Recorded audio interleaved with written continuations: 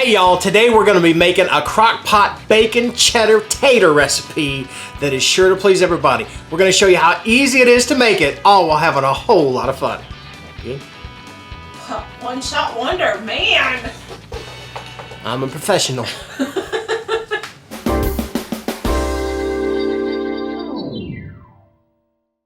Hey y'all, and welcome back to another edition of Cooking Chris's Dishes with the Good Old Boy, and today we are cooking up a battle winner. Last week y'all had the choice between us making the no-boil mashed potatoes or the crock pot bacon cheddar potatoes. I don't know if it was in magic words of bacon and cheese. I think bacon usually wins. Bacon usually wins everything. So yes. Anytime I want to have my vote put in, I'm just going to put bacon in front of it. I know how how it works now. But a lot of people voted for the no-boil. We're probably still going to do that in the future because we had a lot of votes for it. But today we are making your choice, the winner's favorite, bacon cheddar taters in a crock pot. It's a simple recipe, and I've tried the finished product. It's a good recipe. Let's get started by telling you what y'all need, and that's going to be 6 russet potatoes. I've got them washed off. I'm not going to peel them. We like the skins around here if you want to peel them. Yeah, whatever, but that's a lot more work, and I'm not into doing a whole lot of work on the weekend. We're also going to use 1 onion. This is a sweet Vidalia. And also you want to use 12 ounces of cooked bacon. We're using a thick bacon, and it's good. It's crumbled. All I did was I took and used half my package, and I just sliced down into thin slivers the bacon, and then tossed it in a frying pan, and it fried up really, really well and really, really quick. And that's a great tip if you're going to be using crumbled bacon, is to fry it cut up, because then it gets all crispy. It gets all crispy real quick, fast. and it fries up evenly in your pan because you can kind of stir it around and make everything even. Yeah. And then to finish it off, you want 3 cups of cheddar cheese. We're using a 4-state cheddar, and then also some green onion. Now this will be used later. I'm going to show you in the finished product, but we're not going to need this for right now. Right now, what we need to do is use a food processor. Mainly because here lately I've discovered how to put it together, and once you learn how to put it together, it's really fun to use. And this also saves up all the time, and you want your potatoes sliced pretty thin. And when I slice things up, sometimes I get a thick piece, then a thin piece, then a medium piece, then a thin piece, and then a half a piece. Y'all like me, I want it sliced evenly. If I had a mandolin, I'd use it. But again, like I showed you with the slaw earlier this week, I put some finger in it too, and I don't want to do that. You don't want to see that, and they don't want to eat that. So what I'm going to use is my wife's food processor with the slicing attachment. You know who else was going to use a mandolin? I was saying that you said if I had a mandolin, I said you'd sing a song. I'd sing a song, yeah. I was thinking of, what's the guy's name? The Tiny Bubbles guy? No, you're thinking of Tiny Tim, and that's a ukulele. Uh-oh. I can't play a mandolin very well, but I can play a guitar. I never could play a ukulele. Bill Monroe. Bill Monroe was good at it. Boy, it took a long time to get that joke out. No, all I Ricky have Skaggs. to say, I just wish that everyone could have seen the sheer joy on your face when you discovered that the food processor could slice the potatoes today. I'll see if I can relive that joy. I got my food processor plugged in. Everything's all put together, locked in place. I hope we'll find out if I'm right or not. Are you going to tell them what you thought? Like, you thought the potatoes had to go through the little hole, right?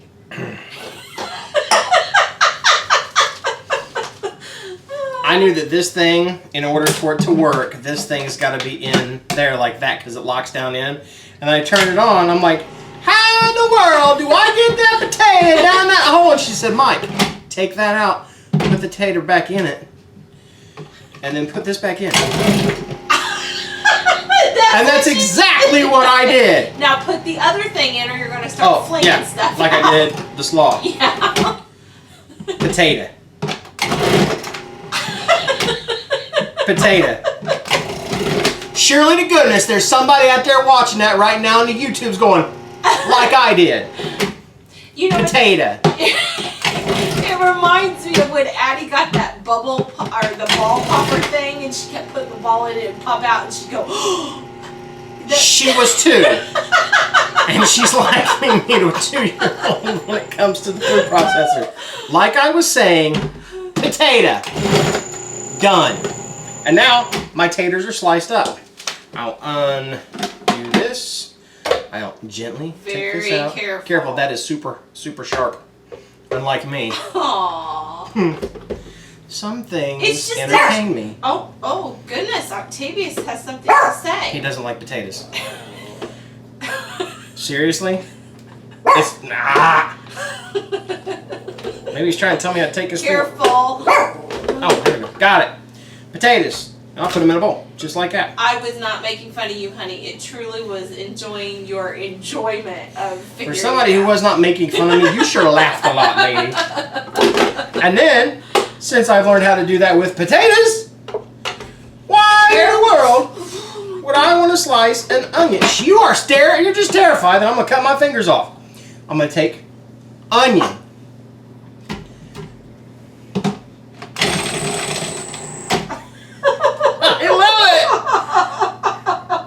It's so cool. Done. Now, see if I can do this without freaking my wife out.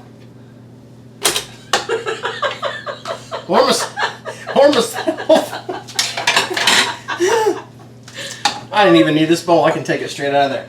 Now what you want to do, after you make sure your fingers are intact, is take half of your bacon. So about 6 ounces. Now Aunt Lou used a packet. So this is going on the same post. So you need to say you just totally ignored her decision. Oh, with the foil? Yeah. Aunt Lou made it with foil. I didn't want to make it with foil, mainly because I wanted to do it my way. The foil's going to steam it, and actually, it'd be better for cleanup if you did it with a foil. I'm not saying Lou's wrong. I think she's right, and I'm glad that she did it, or else I'd have never done this recipe. But I'm going to try it without, and I did it over there, and it works too. So if you don't want to use the foil, you don't have to, but I can see where you would, because you're just going to pick it up and put it out, kind of like my wife does with campfire potatoes. Y'all need to go fishing with us sometime and have her do her campfire potatoes with onions. They're so good. Half of my bacon in the bottom of the pot. Half of my completely, perfectly, evenly sliced potatoes in the bottom of the... Is it not the most amazing thing? It's super fast. And you don't have to be all perfect about it. I'm no Bobby Flay. I'm no Alton Brown. Oh! As you can tell. Potato! Potato! Right there in the bottom of the pot. That's about half. Potato. Now I'm going to use some salt and pepper on there. Oh, I'm going to smack things around the kitchen while I'm here. A little bit of salt. A little bit of pepper. Onion. Yes, I checked for a blade just now. About half of the onion. I think we need to have a safety course. Sprinkle that on the top. Just about half of it right on top. Ooh, that sliced them up real good. That sliced up there because I used a knife the first time and it didn't do as good. That's it. Do it all over again. Bacon. Crumble it right on top. Just like that. Potato. Rest of it right on top. What happened? The onion. Okay. Once you open that up, careful. Use goggles. Or as my wife would also say, use a hard hat and gloves and stay out of the kitchen. No, she I wouldn't like say it that. when you're in the kitchen. Yeah, because I'm usually doing dishes. No, you're not. Let's be honest. I was going to say it's always an adventure. That is true. And then... No, we should tell them about you were doing dishes today, and it's such a rarity that you were wanting a sticker for it. I was doing the dishes. I'm going to put the salt and pepper on last. Oh, okay. So I'm going to put my onion on it. Look at that stringy, pretty onion we got going on there. I was thinking that maybe if you did it this way it wouldn't, but it does. What you did, crying? Wash your hands. And then so we got these paper towels. And you know the paper towels that like do the half strips? They drive me crazy. If I want a paper towel, I want a whole paper towel, not a half a paper towel. I love those which is why you order the paper towels. Salt, again, right on top. I like a lot of salt. One more. If you don't want that much salt, dig it out. And a pepper. 1, 2, 3, 4, 5, 6, 7. Sounds good to me.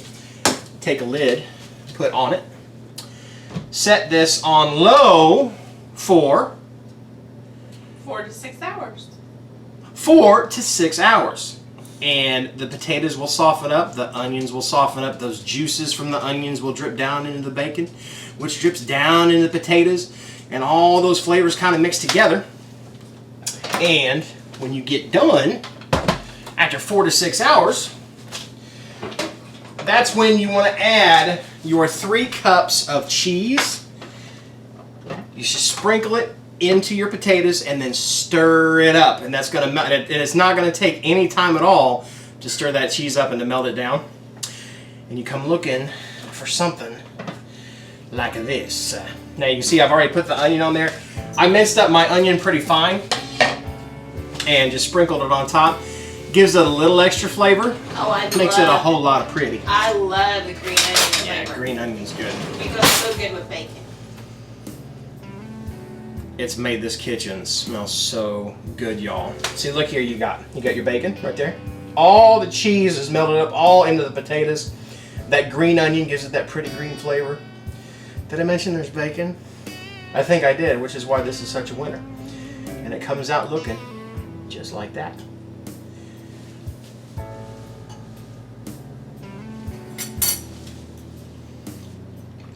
I'm having a moment.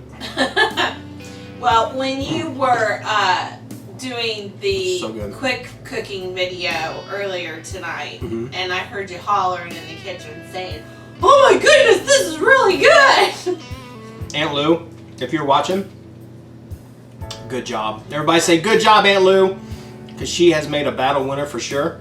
Yeah, she made that for Easter one year for my family, and we loved it. That is so good. It's cheesy. And that bacon, you know, the bacon's rendered down after you've fried it. Of course, you can get it out of the grease, but still, there's a lot of bacon juices that are still there that's going to render down into the potatoes. And you put some cheese and some onion with that. It's like the best loaded baked potato you'd ever have in your life. It's very yummy. Lots of them. So if you want more than one, there's more than one in there. But that was super simple to make. Didn't lose any fingers today, so it's a plus. And that is definitely a dish that is worthy of a battle. And we thank y'all for watching another edition of Cooking Chris's Dishes. We're going to throw battles up every single Wednesday, so be looking for it and make sure you cast your vote. And that following week, we will cook that battle winner. If you would, become a member of our little Crock Posse and subscribe down below. Make sure you give us a like on this video. Leave us a comment down below. Would you cook something like this? What would you put in it? Do you like bacon? If you don't, what's wrong with you? Oh. But if you don't like bacon, we understand. And we're probably still going to make those no-boiled potatoes that don't have any bacon in them. Oh, they're good. Well, they're good. And I might still sprinkle some bacon I'm on top. sure you sprinkle bacon on everything. You ever had bacon ice cream? Oh, goodness. We're just kind of going on and on about this. Let's... I want to eat some. Oh, well, I guess we're going to stop now so she can eat some. Na, na, na, na, na, na. That's why I'm the star. Thank y'all for watching, because if y'all keep watching, we'll keep cooking, and all will be well. You want a bite? You can, has none. Bye, y'all. I'm Batman. Bacon cheddar. I can't tell you why she smacked me, but I deserved it.